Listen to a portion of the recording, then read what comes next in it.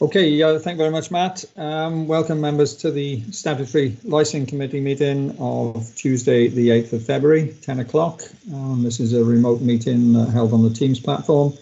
I remind members that the meeting is being recorded for future viewing and is also being live streamed. Can we start then with any apologies for absence, please? Thank you, Chair. We've received apologies for absence from Councillors Anne Moore, Catherine McCaffer and Margaret Wilkinson. Any other members got any apologies? No? Okay, thank you very much.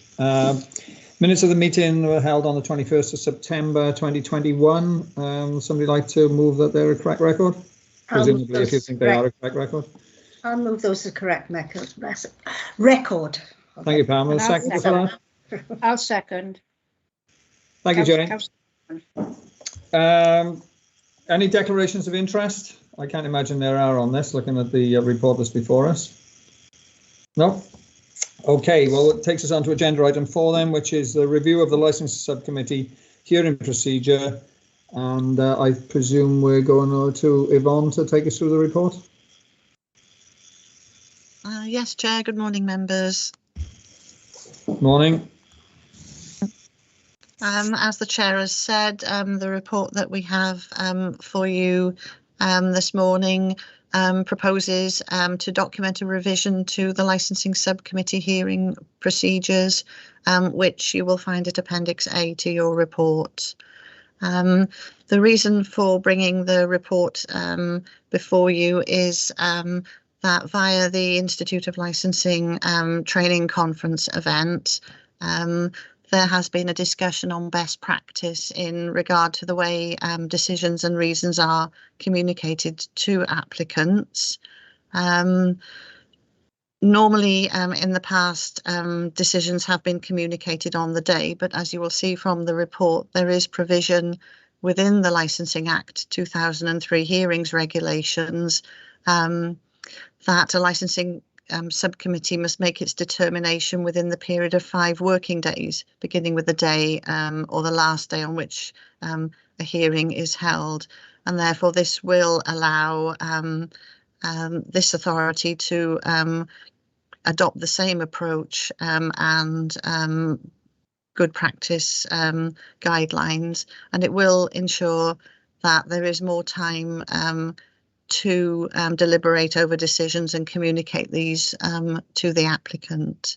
So within your report at Appendix A, the relevant changes have been marked on pages 7 and 12 to the draft revision, and other minor changes have also been made to reflect the most up-to-date remote meeting arrangements adopted by Democratic Services, and these are also outlined within your report in red. And that essentially is the proposal before members this morning.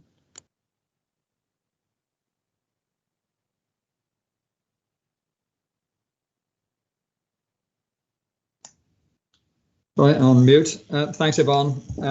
So if I could just add to that, I attended the IOL training conference and spoke to quite a lot of people there and did a few training sessions on appeal-proof reasons, and so that's the reason that I raised this with the officers and to form. I think we've already adopted this on our last taxi, which obviously is public protection, but our last taxi hearing. But to regularise it, it was felt that there should be a report to both the committees. But basically, I don't think we're proposing that we won't let the applicants know as soon as we've come to a decision what that decision is. That will hopefully happen on the day of the hearing anyway, although it won't need to if there is any complications. But it will allow the 5 day up to the 5 days to make sure that the written reasons are as watertight as they possibly can be for. If we end up in an appeal situation, the written reasons are the important thing in an appeal. So hopefully we can, get everything as correct and as strong a case as possible then if we end up in an appeal. So that's the reasoning behind it as far as I'm concerned. Any members, any questions? Jane Norman's got her hand up. Okay, Jane. Just a quick question. Very often we deal with taxi drivers who are disqualified from holding a badge. Does that mean that, and that is almost instantaneous from the day of the hearing? Does that mean they can be still driving up to 5 days after we've made a decision without, unless they've been informed on the day? It's a very good question, Jane, and the answer is a complicated one because well, I'll ask Richard to come in and explain the situation. Probably explain it clearer than I will. So, Richard. Yes, there's going to be provision in which we can, if a matter is so serious, revoke a license immediately, so that can have an immediate effect. And in those circumstances, they're going to be very few and far between. And I would assume that we would be in a position, if we were going to take that serious step, because we're obviously affecting somebody's livelihood, that on those occasions we would be delivering the decision and the reasons pretty much simultaneously. So hope that answers that question. Yeah, As long as we don't see any dangerous drivers going around after we've disqualified them, Yeah. that was the concern. Other licensing matters, of course, if they're so serious, if we have an allegation, for example, of a serious sexual assault by the police, there's provisions for the council to immediately suspend licenses in consultation with the chair. So often in the most serious of matters, it wouldn't even become before committee for that decision to be taken. We would take that decision very, very quickly. Thank you, Richard. Thank you, Chair. Okay, thank you, Jane, for the question, because it did that did need to be clarified. Any further questions, members? No, it's not a question, but I'm glad to see that we've been dragged into the 21st century. We now revert to the word chair and vice chair rather than chairman.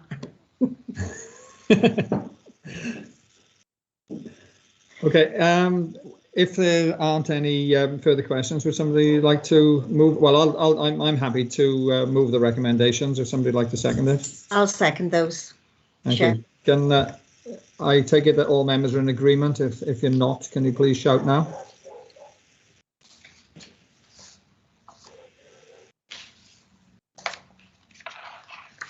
Okay, there's nobody indicated that they're not in agreement, so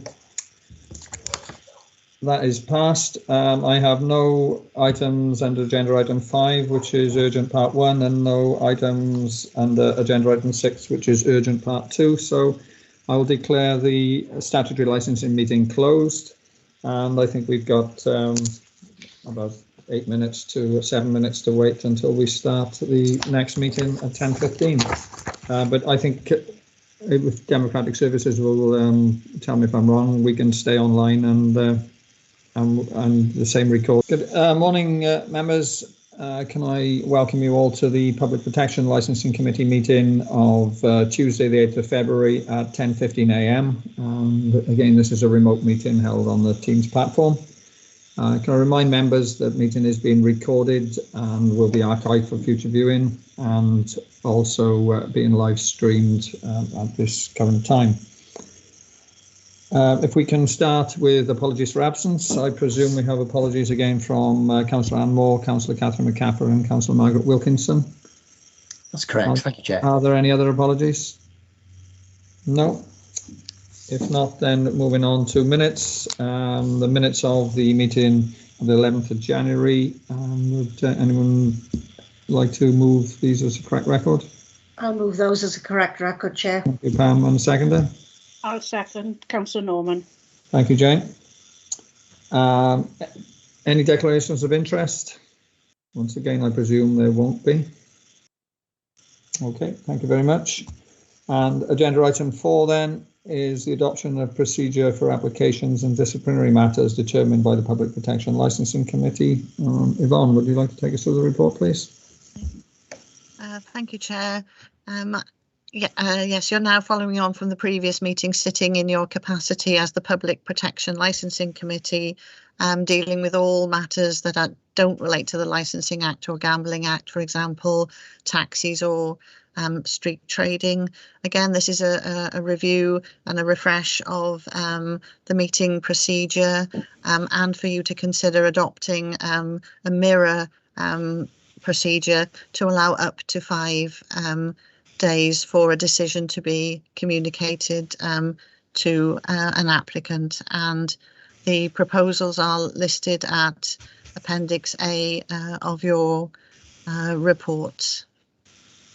I don't know if there are any specific questions. These will be the non-Licensing Act subcommittee meetings, so taxi applications, taxi vehicle applications, and very rarely street trading or other types of licensing application where there are objections. But effectively, it's to mirror the decision-making process and to provide clarity to applicants on that process and the reasons for that process.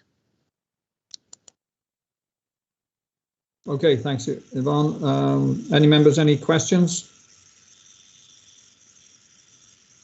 No, I don't really have anything to add. It's exactly the same as what was said in the last meeting. The point about the taxi drivers and any disciplinaries where there may be a revocation with immediate effect has been dealt with in the other meeting by Richard. So I think this is pretty straightforward, and I will happily move the recommendations. Somebody would like to second? I'll second that, Chair. Thank you, Pam. Any members not in agreement? No, if not, then that is carried. I thank you all very much for your attendance. Two quite short meetings this morning compared to some of the ones we've had lately. So thanks very much, and enjoy the rest of your day. Thank you. And you can go and look after those lovely dogs now. Yeah, I thought they were going